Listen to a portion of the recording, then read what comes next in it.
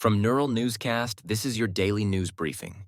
Broadcasting from the Neural Newscast newsroom, I'm Andrew Lindbeck. Today we note pivotal Civil War milestones, including President Abraham Lincoln's leadership and Union campaigns reshaping the conflict. Now, a look at the political landscape.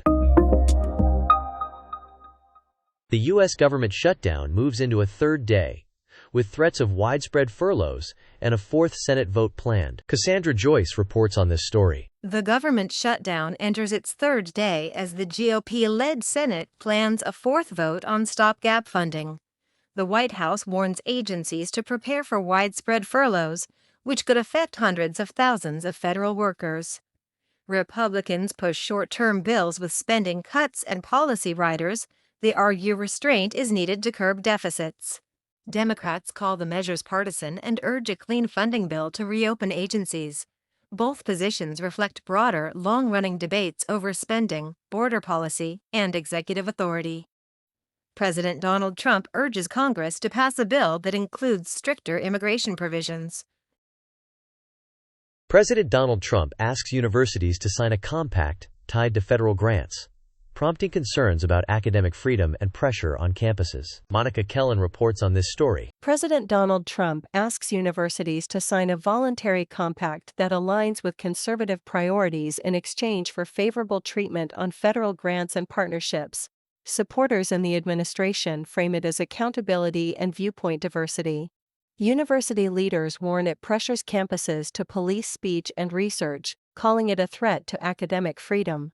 Legal scholars note public institutions already follow First Amendment rules, while private schools set their own policies. The debate reflects a broader fight over campus speech, political influence, and federal leverage. This is Monica Kellen for Neural Newscast. International headlines coming up. A Czech election result shifts debate over military aid to Ukraine, with a populist frontrunner urging cuts to foreign assistance. Israel intercepts a flotilla bringing aid to Gaza, diverting ships to port, while citing inspections to prevent weapons smuggling. Here's Monica Kellen with more. Israel intercepts a small flotilla carrying aid toward Gaza and diverts the ships to an Israeli port. The Navy boards the vessels without reported injuries at sea. On the ground, local officials say an Israeli airstrike in Gaza kills at least one aid worker and wounds others. The incident underscores the peril facing humanitarian teams and the tight restrictions on maritime deliveries. Israel says inspections are necessary to block weapons bound for Hamas. Aid groups warn Gaza's needs grow by the day, with shortages of food, fuel, and medical supplies. A devastating earthquake in the Philippines flattens towns, kills dozens, and leaves thousands displaced amid continuing aftershocks. In East Java, rescuers continue pulling bodies from a collapsed school as families demand accountability and transparent inspections. Let's hear from Thomas Golding. Rescuers in East Java continue pulling bodies from a collapsed school 4 days after the disaster. Families keep vigil outside the site, demanding answers and safe identification of victims. Local officials say dozens of students and teachers are missing, with the death toll still rising. Crews work around the clock with excavators and dogs, pausing for silence when a body emerges. Authorities investigate whether illegal construction or weak columns caused the failure.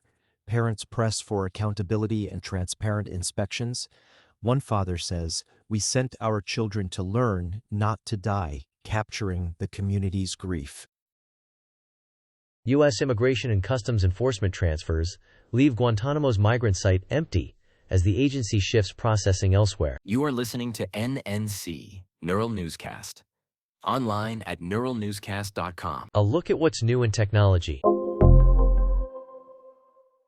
OpenAI debuts Sora, a video-generating app that could change content creation while raising deepfake and data concerns. Kara Swift reports on this story. OpenAI launches Sora, a video-generating app that doubles as a social network.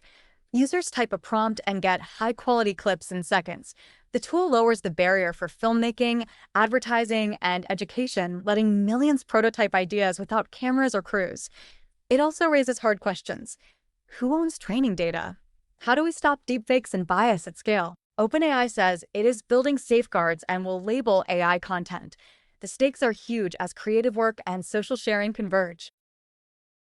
A broader wave of low-quality ACI content is flooding the internet, straining trust and quality control across platforms. Benjamin Carter reports on this story.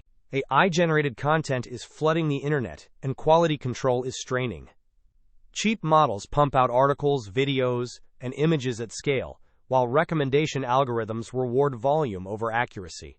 Users face lookalike news, cloned influencers, and search results stuffed with errors.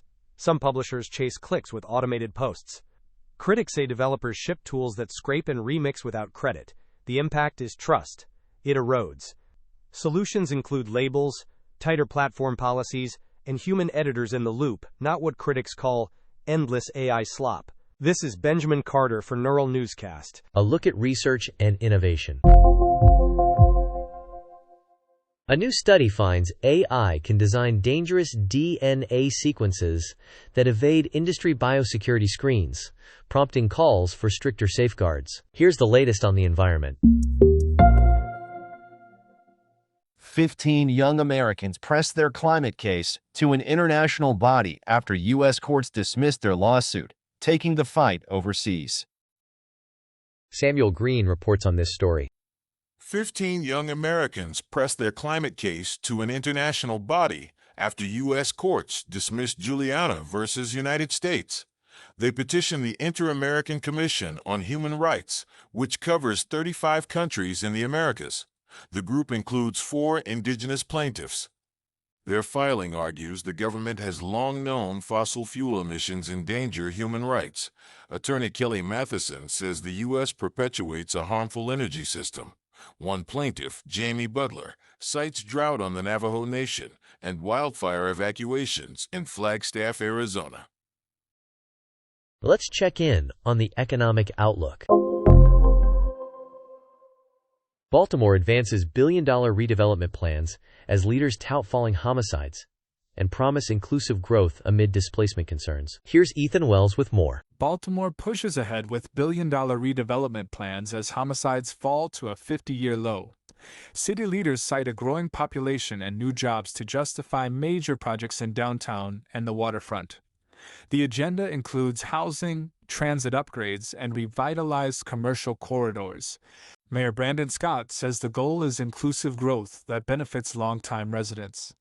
Critics warn rising costs and displacement could follow. Public hearings this fall will shape timelines, funding, and community benefits as Baltimore tries to lock in its momentum. This is Ethan Wells for Neural Newscast. A closer look at policy and politics. President Donald Trump's compact, asking universities to align with conservative priorities, raises questions about federal leverage and academic freedom. From the sports desk, here's what's new. England opens its Women's World Cup with a dominant 10-wicket win over South Africa in Guwahati. Thomas Golding is here with more details. England defeats South Africa by 10 wickets to open the Women's World Cup in Guwahati. Their bowlers bowl out South Africa for 69, setting up a straightforward chase. England's openers reach the target without loss to seal a commanding win. The margin underscores England's title ambitions and raises questions for South Africa's batting. Fans in Guwahati witness a dominant start that boosts England's net run rate early. Here's today's entertainment news. Taylor Swift releases a new album, The Life of a Showgirl, showcasing confident songwriting and big pop production. Lydia Holmes is here with more details. Taylor Swift releases her 12th studio album, The Life of a Showgirl, drawing early reviews that call it confident. Themes span new love and old grudges, delivered with arena-scale production. Hooks aim for the spotlight while lyrics seek closure. Critics say the set pairs big pop with tight songwriting. It's a star in command, with Swift declaring, "I'm not done yet." Photographers document cumbias spread across the Americas, capturing DJs and street music scenes from coast to city. Lucas Bennett is here with more details. Cumbia surges across the Americas as a street soundtrack and a dance floor anchor. Photographers Carla Gachet and Ivan Kaczynski travel through Colombia, Mexico, Ecuador, Peru, Argentina, and the United States to document its pulse. They capture DJs hauling speakers onto corners, families spinning at night, and festivals mixing old and new. Their images trace cumbia's migration, from coastal beats to urban remixes, showing how one rhythm unites many cities. This is Lucas Bennett for Neural Newscast. That wraps our major stories for this edition of NNC Daily News. For more coverage, visit Neural Newscast online. You've been listening to Neural Newscast, AI-powered, human-reviewed. For past episodes, visit neuralnewscast.com. Neural Newscast merges real and AI-generated voices to ensure rapid, high-quality news production. Our content is created using advanced AI models and rigorously reviewed by humans for accuracy and fairness. Despite efforts to prevent AI errors, occasional inaccuracies may occur. We encourage listeners to cross-check critical details with trusted sources. Read about our AI transparency at nnewscast.com.